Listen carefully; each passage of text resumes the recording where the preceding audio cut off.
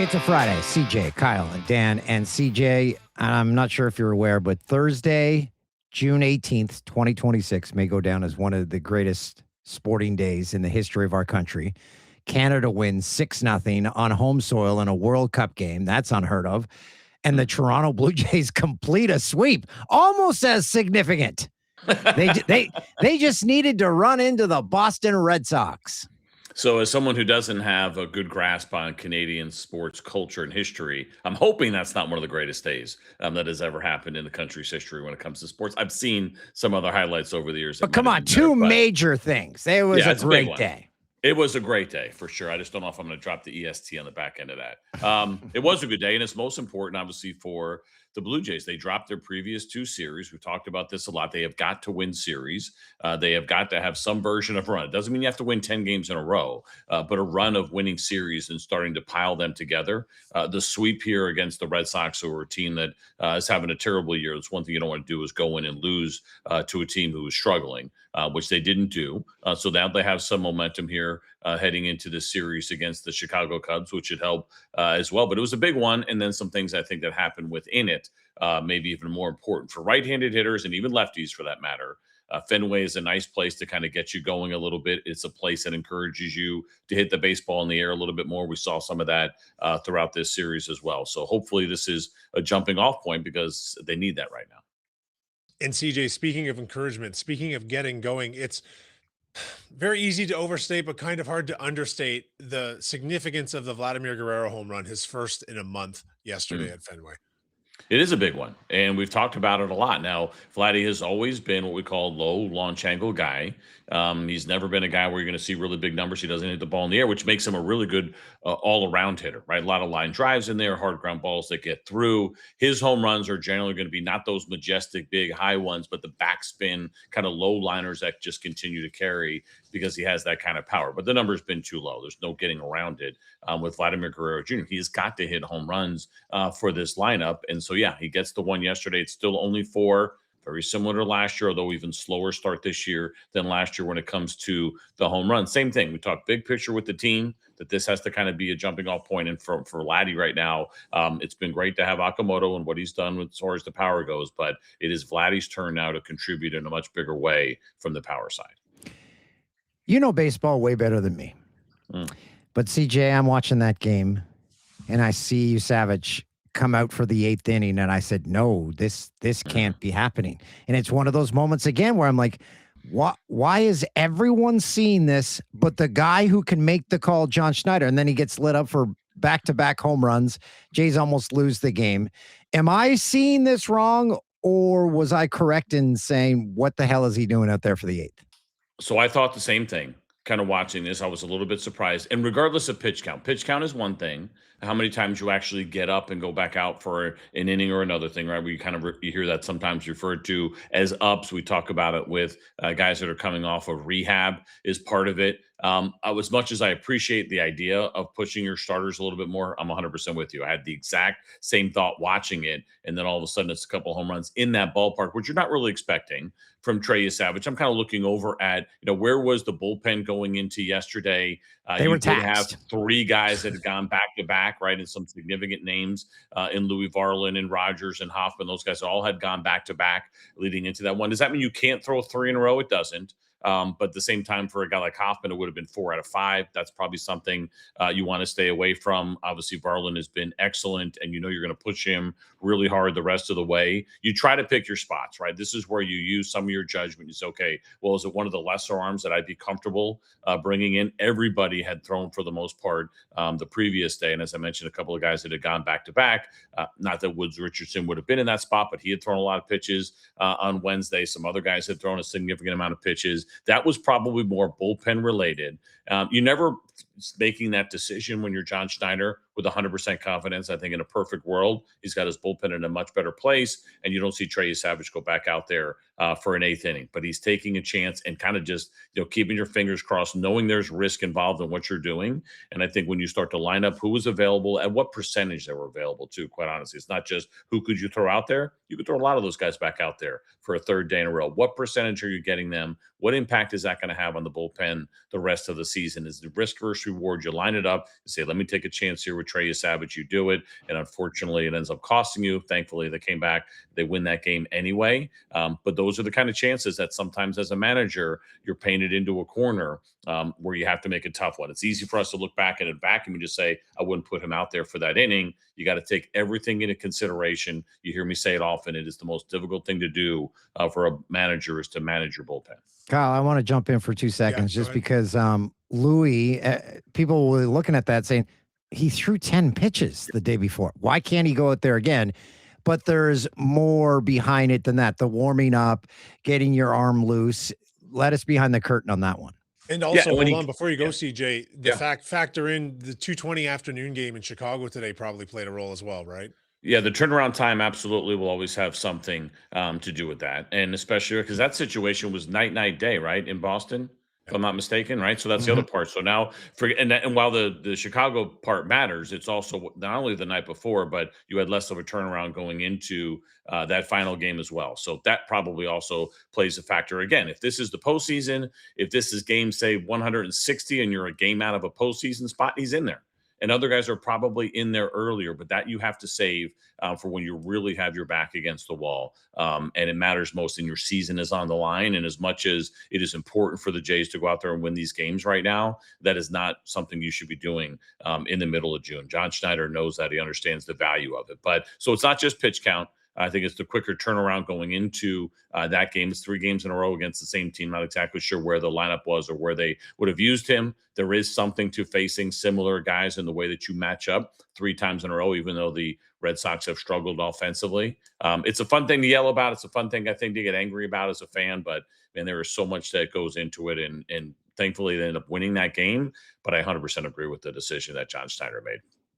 And sorry, I kind of stepped on Dan's question there too, but he was asking about the warm-up procedure that a pitcher goes through, even though he only threw 10 pitches, Dan had asked.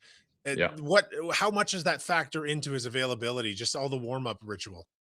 Yeah, to some degree. I think with Louis Varland, for the most part, the closer role is the easiest of the group. You have the biggest outs that you have to get at the very back end of the bullpen, but it is rare, and forgive me for the phrase that we use, right? But it's always been considered, we call it a dry hump, which means that you get all the way hot down in that bullpen and then you don't go in the game.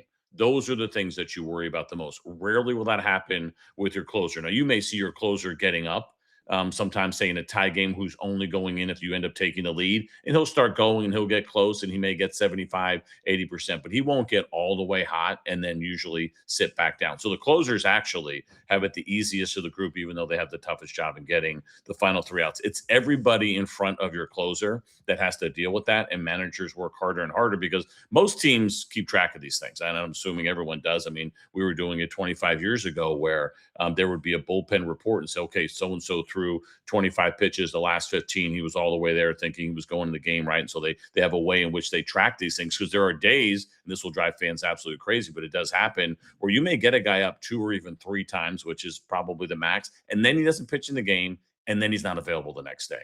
And you're like, why is this guy not available? And that's, again, what comes down to what is so difficult about managing a bullpen. It's because he actually got burned out warming up too many times. And good managers understand that. They limit that as much as they possibly can. But there is something about, getting all the way there and getting warmed up and pitching in a game, or getting all the way there, getting hot and not pitching in a game, especially if it's multiple times. And so there's a lot that goes into it. There's always conversations as well. Good managers or good pitching coaches, bullpen coaches will be in constant communication with their relievers to kind of check on how guys are feeling. So even if a guy threw well yesterday, feels like he should be available today, they ask him how he's feeling, and you hope that guys are going to be honest. Yeah, I feel decent enough. I'm, probably 85% today. That may actually have a manager try to stay away from that guy, knowing that he's not all the way there. Again, if it's late September, it's a completely different story. Middle of June, you got to play it smart.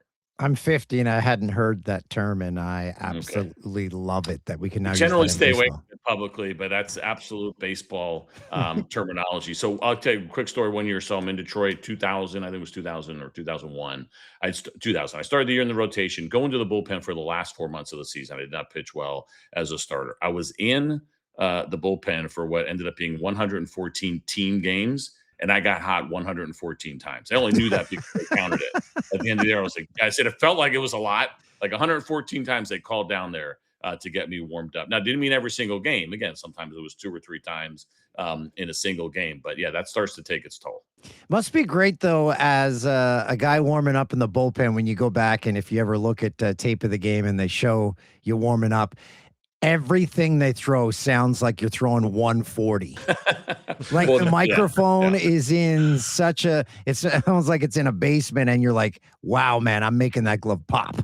Well, I'd say especially in places like Toronto, in Houston, when you're indoors or the roof is closed, generally, yes, it is popping. It also depends on how the bullpen is constructed and kind of what the walls are like around it, right? So if you have kind of 3 walls that are around your catcher that are cement, or at least 2 of them, that's going to help too, right? It's like throwing inside a gymnasium. It's just the Yeah. way that the acoustics are coming off. Now, the opposite is true, and it also has a lot to do with the catcher. Right, the catcher and his ability to really square that ball up with his hands. Nothing worse than letting a pitch go as you're warming up and a guy doesn't catch it clean and it sounds like he's holding a pillow when he catches it. Like, that's not a good thing. Like, gosh, that felt good. Why is that not making any noise when it hits your glove? Sticking with pitching for a second, despite the 2 home runs late, it was obviously a bounce back game for Yesavage, who had been struggling with control recently. For a young pitcher like that, what is the process to recalibrate and get things going? Because it's one thing for like a 10-year veteran who's gone through those bumps. That was kind of the biggest, longest, most extended rough patch of control of Trey's young career. So, what is it like for him to get back on track? I think a lot of it has to do with also when you're coming back from an injury. All right. If you miss some time, now this wasn't, major surgery where he had missed a year plus, but the conversation is the same. Right? When you miss time, when you're dealing with any version of an injury, the command is usually the last thing to get there. And a lot of folks will tell you the command of the off-speed pitches in particular. You might have your velocity, you might be able to spin the ball well, but can you put it where you need to consistently? Now add in what you're talking about, which is the fact that he's also young, even though he's got unbelievable experience at the highest level and what we saw last year in the biggest spots you could absolutely be in. And we walk away saying, man, this guy is super comfortable in any big spot. So he's just going to cruise and everything is going to be fine. Turns out not to be the case. I think a lot with him also, his ability to get ahead and then get chased, right? I mean, that's kind of the name of the game because that split is so filthy. Slider is really good as well. A lot of those strikeouts are going to come from outside of the strike zone. And in order to make that happen, you got to be getting ahead in counts and put guys in swing mode. I think so for him at times when he wasn't getting ahead, now he can't use that weapon the way that he wants it to with both the split and the slider. He's got to maybe throw it in the zone a little bit more. Does that mean some more contact? But I think it's more probably just about feeling better after missing some significant time. Having command of your off-speed pitches is always an issue for most. As a hitter, you were 100% excited. Bless you. 100% excited to be in the lineup at Fenway.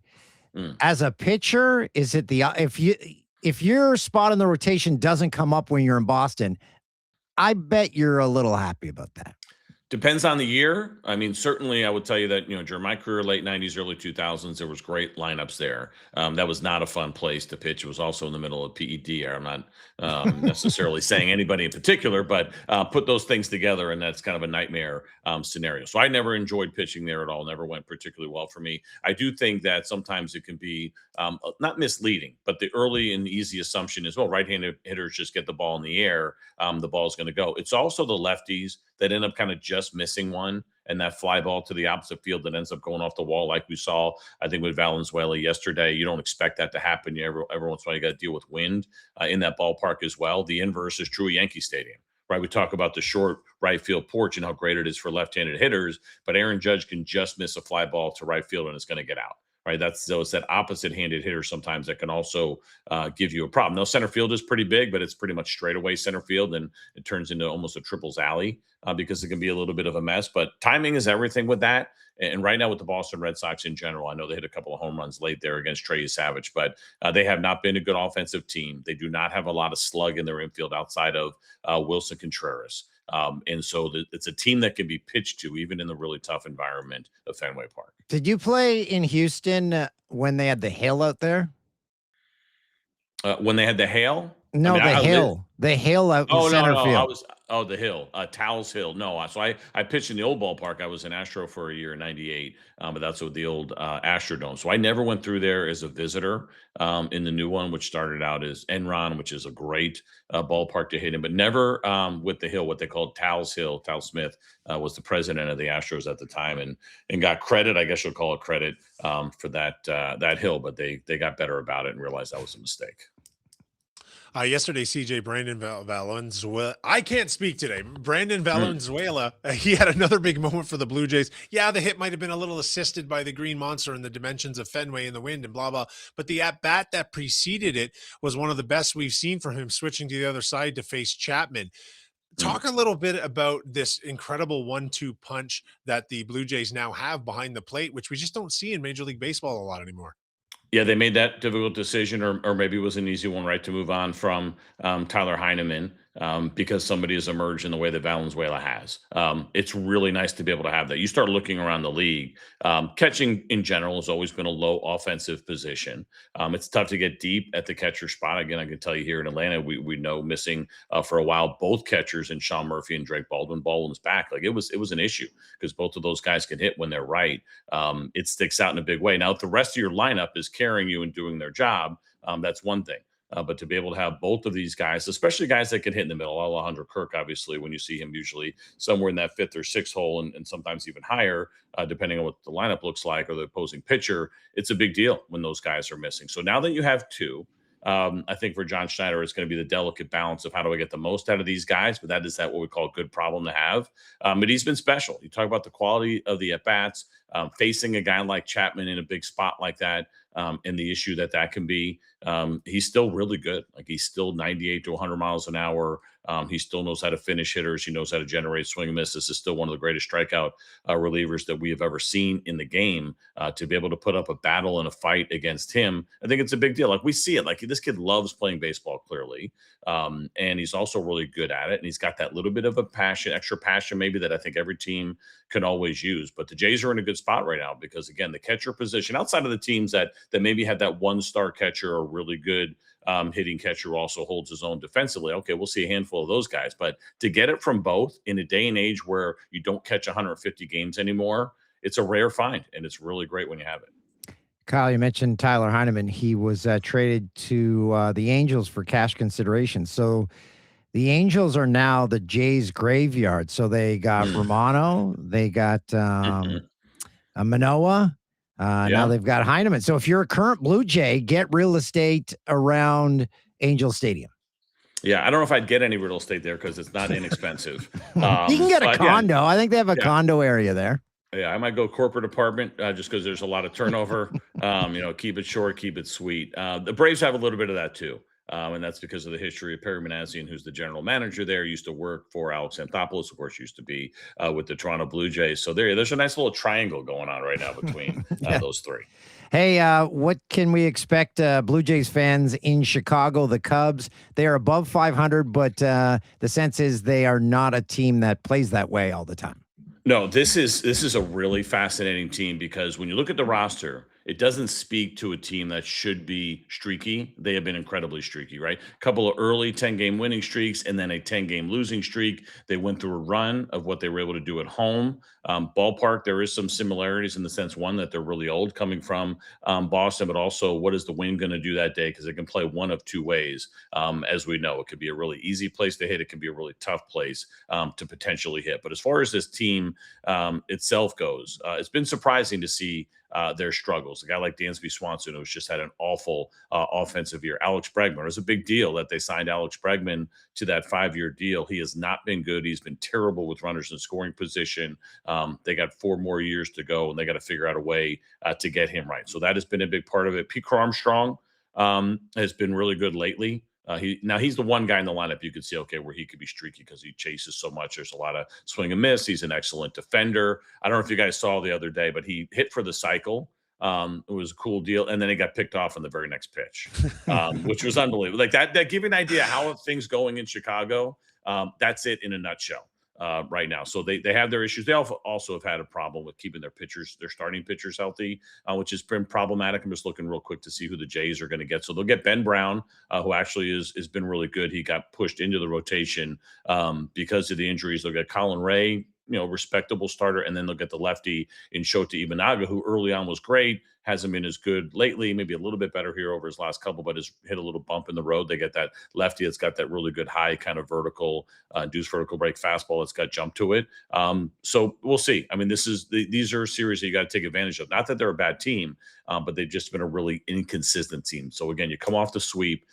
This would be a team that you like to see them beat. And then looking at the schedule, right, it's at home for 10. Which is nice, right? Take advantage of that one because it's going to be the Astros, it's going to be the Rangers, and then the Mets. All teams that can be had, respectable teams, but teams that they have to be able to beat right now. And Kyle, finish up strong on the road. I can't remember the last time the Jays played 3 games in a row where they were all at the same time in the afternoon. That's got to be years. Every game starting today is a 2:20 start. So a routine to day games, which is something major leaguers don't have the luxury of doing these days. And it's 4 in a row, actually, including yesterday. Yeah. 4 in a row day games. So that's the Cubs, right? I mean, for those of us who just like watching baseball games in general, I know for most the day game during the week is not ideal. But you had the travel day game, right? So they let them get out early. I'm not sure where the Red Sox went. And then you have playing the Cubs, and playing the Cubs means that there's going to be more day games there in Wrigley. And so upside, when it's over, you can get yourself a steak at Gibson's. Downside, you're getting up really early. You are getting up early. I hated day games, especially as I got older, but to each their own. Now it should be generally, not always, but should be pitcher advantage in that spot, especially after a travel day. And going to the mound today is Kevin Gausman. He is probably the perfect guy to have on the mound in order to keep this streak going for this team that really needs to string a whole bunch together now and probably win 10 of their last 15, including the Red Sox series heading into this All-Star break to really set themselves up for the second half. Yep, I would agree. And going back to how difficult it can be during the day in day games and having to deal with a really tough split, a guy that knows how to generate swing and miss. And again, a lineup that for the most part is disciplined outside of what I talked about with Pete Crow Armstrong, because he's another guy that relies on chase, but he knows how to get it. He does it by getting ahead. So he's coming off a good one that he had there against the Yankees, even though they lost it. He's always the guy you want on the mound. The way this rotation is starting to shape up and has been so far this year, but that should be a pretty good matchup for him. And he's got swagger. I love it. Well, let's go have ourselves a weekend. Yeah, it's time.